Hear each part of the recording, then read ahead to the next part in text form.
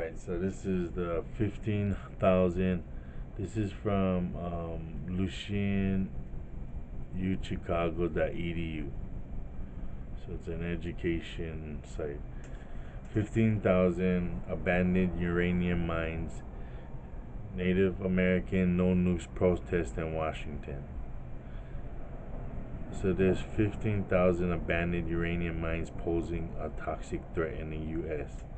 And these things are leaking into the water, and a lot of people are getting sick, and a lot of exposure to this, and not much is being done. It's kind of getting swept under the rug, and there's a lot of activists doing things. If you look over here, there's another one. You can look all over. Uranium mining poison Native Americans. Nuclear power is often billed as clean base load electrical energy. However, few, if any, nuclear power proponents mention the unintended consequences or the externalized costs associated with this technology to support the unsustainable U.S. lifestyle. A crucial part of this story is told by Native Americans. So you can check out this out too. So there's a lot of information out there. So now when we go into the lands, they try to take your land. They put termination policies, and they try to weed out your clan by offering your clan a way out. Oh, come to America. I mean, come to the cities, and we'll give you this and that. And then when your tribe gets too small, they terminate the tribe, the policy. It's crazy. And then all these people, they have homestead or patented lands that's held in reserve, just like the Hawaiians. And as you can see, only 1% of the land's been given away in the last 100 years. So, and then there's fraud. They're selling the land to realty companies, and they're not giving them money. They're exchanging them for properties that aren't worth anything, like desert properties that you cannot farm. So then they're turning around and rewarding these properties to Hawaiians so they can't farm and live on it. And then after 100 years, you got to give the property back. And initially, you got to spend $250,000 to build the house, which you give back to them. So this is all a scam. And in Hawaii, you have to be 50% to get this. You know what I mean? So this is all a scam. Eventually, they'll take all the lands.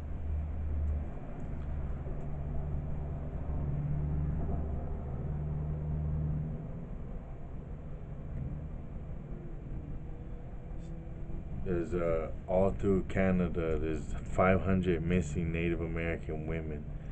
I mean, if you look all over for the past 10 years, there's just been missing Native Americans all over the place. And it's really hush hush, not too much people talking about. So this is about a serial killer. He got 22 bodies, but I mean, it's all over the place. There's all kinds of missing Native Americans or unsolved murders.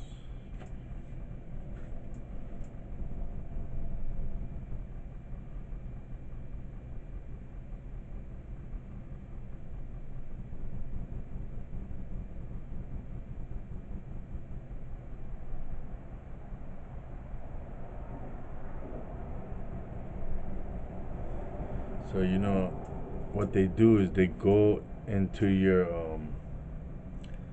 where you from. Wait, let's watch this first, because what they do is they go into uh, your native tribes, and they start educating you, and they take away your culture, and they take away your language. You know, being able to go talk to your neighbor about something. Or else, like, there's like the boarding school era where completely assimilated Native American children into the dominant culture. Inside these boarding schools, you couldn't speak your native language and you couldn't practice your Native American culture. Looking unto I Jesus. view that as like the biggest downfall Which means of like the culture. Earth Pig. Was kind of like the boarding school era, and how like the government like took the children Or the out of their Axe homes Man. and put them inside of these schools like far away from the reservation. like these Or children grew Hell up Zeus. not knowing anything about their culture or their language, and just the trauma of being ripped from, your parents' arms or your grandparents. Trauma. It's just that people Being taught wickedness. But other reservations and other native communities, alcoholism is something that is relevant. And what happened? They fed our communities with alcohols, and then later on drugs to ruin us.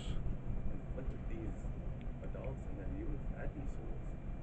Like, because a lot of the things were lost. Like when Sam was talking about the boarding schools and assimilation, like a lot of the things were lost, and a lot of the historical trauma is like still affecting people today. And I think a lot of Native Americans in general are in like a survivor victim stage where it's like we're just kind of picking up the pieces and trying to move on now. Like we're just holding on to what we have, and a lot of people are still struggling. I mean, sometimes it's more important that you survive through the day, the week, the year, than to try to carry on everything else. We are not taught our history. Our history is only taught from arrival of contact on. Beyond that, we don't have a history. They don't talk about it. And even then, they only talked about certain things. I basically, the way I talk about it, I was like, yeah, I remember that chapter in history in 3rd grade. I feel like that's all the That's all it is. They keep your history from you, and they give you fake histories. Pilgrims, pilgrimage to the Holy Lands, pilgrims. They were called pilgrims. What did they call the people going to the Holy Land? What did they call it? The pilgrimage. We have to look at this as differently.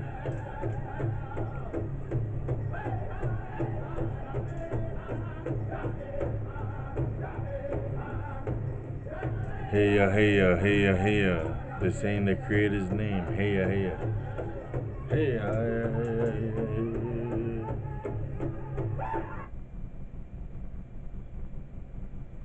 So if you look over here, this is Hawaii. So over here it goes right here at the bottom. It goes 6 missionaries arrived shortly after 1819 to begin to convert the native Hawaiians to Christianity. In order to rid the Hawaiians of their heathen ways, much of native culture was banned. Speaking in Hawaiian was greatly discouraged, and hula and chanting were strictly banned. Hawaiians were often forced to wear European clothing and were taught to view their Hawaiian heritage as bad. It's funny because when they came here, they asked us about our ancient culture of huna that we practiced before the many god worship, and it mirrored the Bible, and they were really interested, and they said, oh, we think you guys are Israelites. But yeah, they're trying to tell us all kind of different stuff. That's why they destroyed our temples, because that's like a thumbprint. So here it shows that they banned our culture and language and told us our heritage was bad, just like the Native Americans in the mainland. So this has been going on all over in every native culture. My father's native culture, the Mayans, the Aztecs, they got it too. So this is what they do.